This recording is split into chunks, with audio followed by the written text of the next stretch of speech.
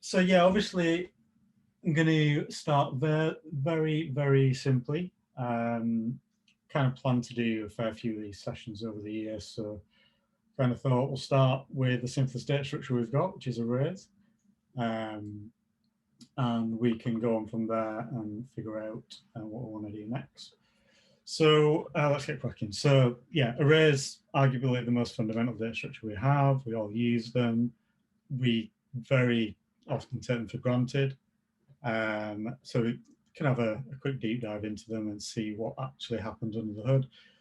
Very little JavaScript in this. I'm going to be talking much closer to the system than JavaScript. So obviously, JavaScript sits on top of a C compiler. It sits on top of V8. So this is basically just going to set some foundations for what we can talk about in the future.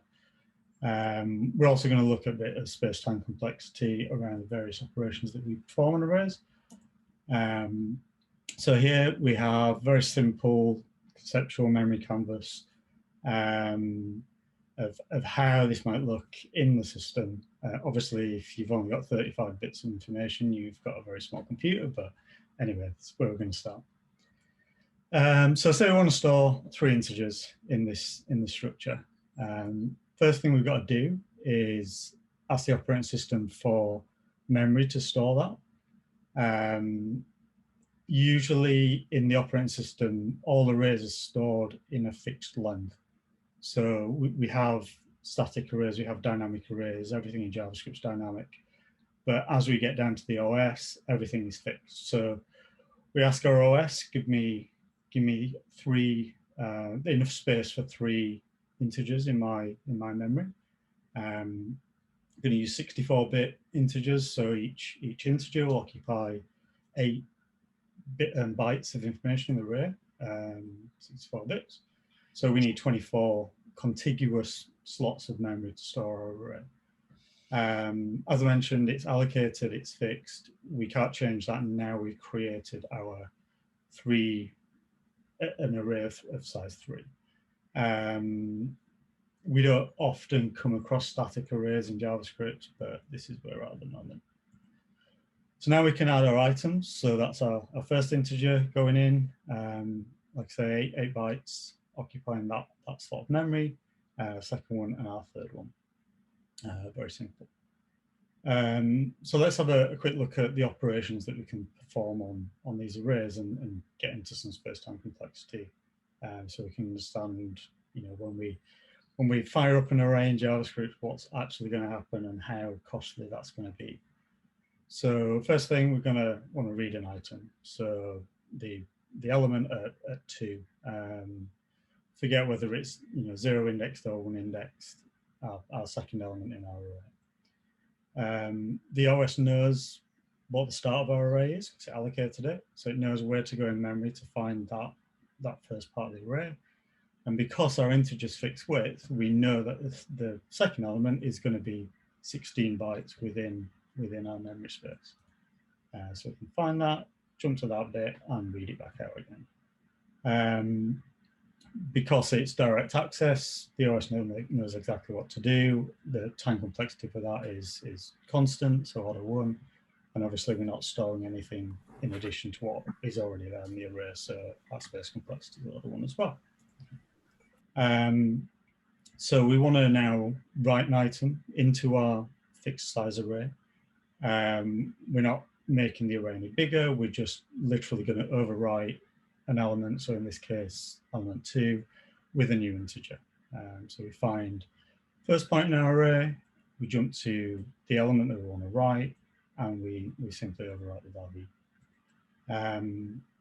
So same as reading, setting the values constant time, we can overwrite that value directly in our memory space. Space is constant because we've not changed the size of the array, it's just been overwritten. Now we're going to look at initializing an array. So this is where things get a little bit interesting. So we need, when we're allocating an array, that contiguous block of memory in order to perform those read and set operations quickly, because otherwise we're going to be jumping around all over our memory space to try and find something. So our OS needs to go in and find a block of memory that's available that fits the size of our array. And I've indicated on this the white blocks are used. So it can look through the memory, find nice little space there, 24 bits to allocate some space for our array. And there we go, we're allocating. Now, the time complexity for this is order n, because we're allocating each individual byte within our array. And space is still order 1 because we're not actually occupying that yet.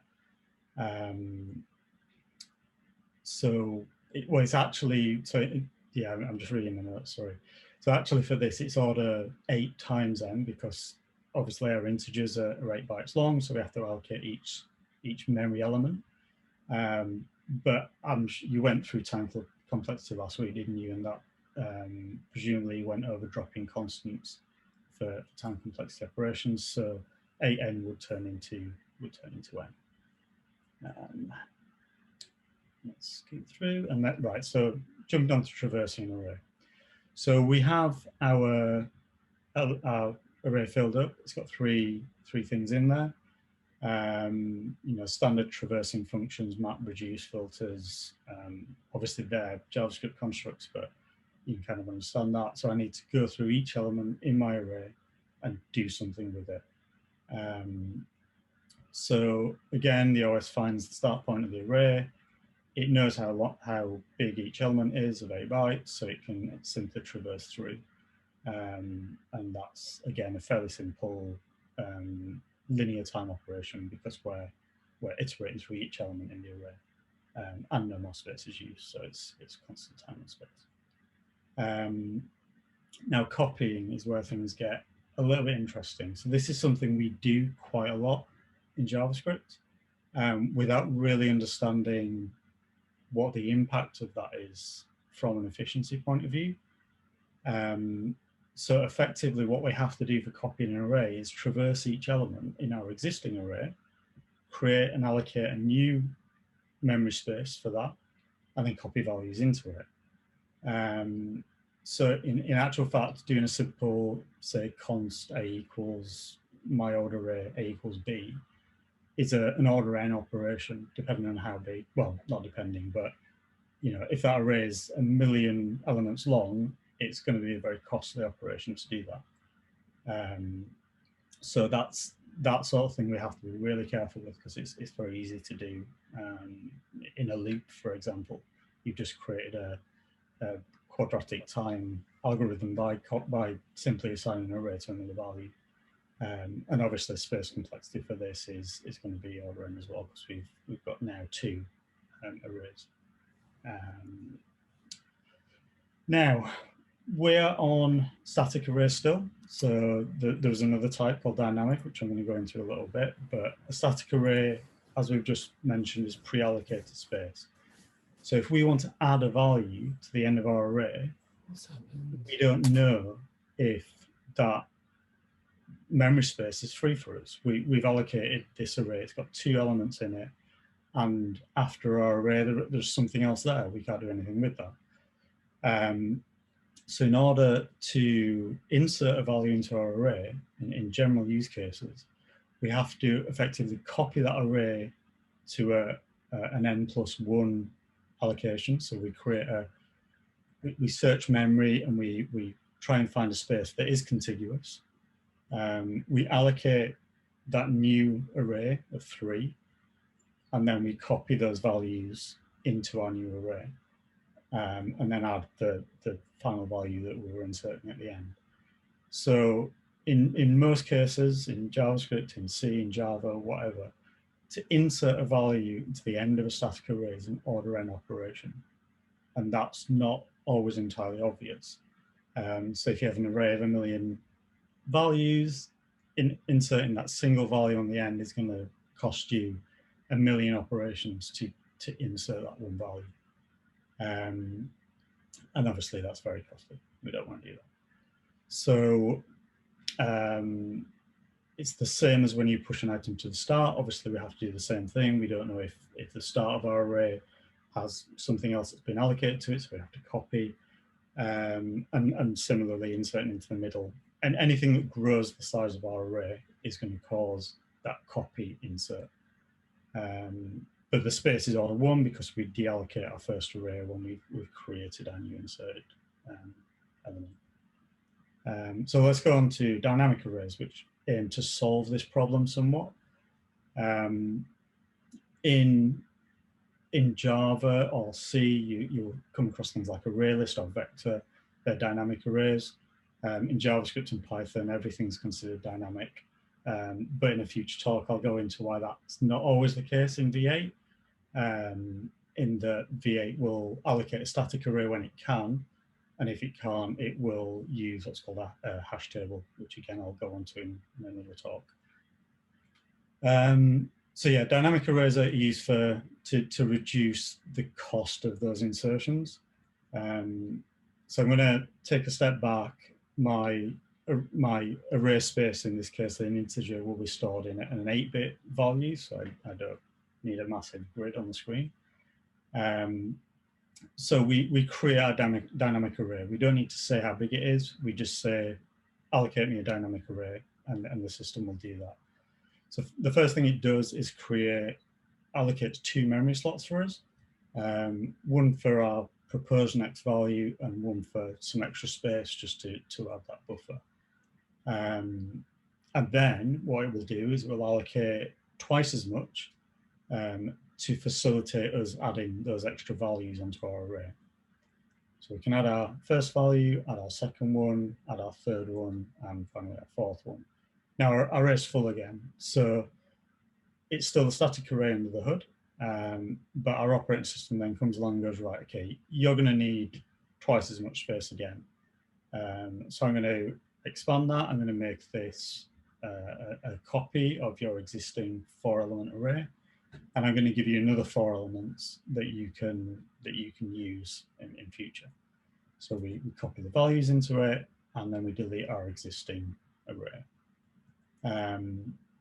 So let's have a look at the time complexity of that, because it's again not very obvious. So we've already said inserting a value into an array is an order 1 operation, and copying is an order n. So the first time we get through this, we do an order 1, we do an order n, and then we add another value into our second slot there. Our system sees that our array is full, copies that array, gives us a 4-value array. We can then continue inserting, and then again our system sees that it's full, copies that array, gives us an 8-value array this time, and then we can continue to insert. So you can see that the larger the array is, the less linear time operations we have to do on it, and the more constant time operations that we get to be able to do.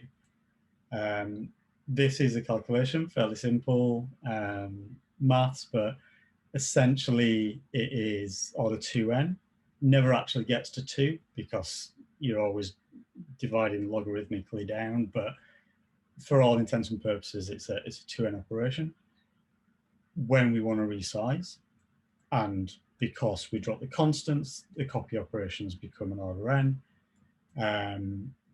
Each doubling of our array gives us n divided by 2 order 1 operations.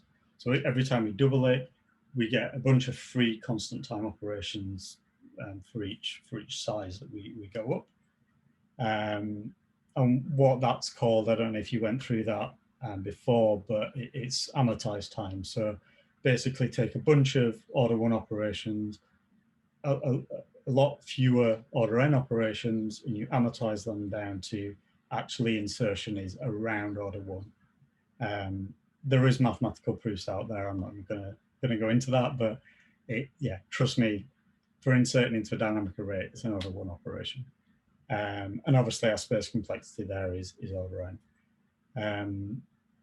So that's basics of arrays, static and dynamic.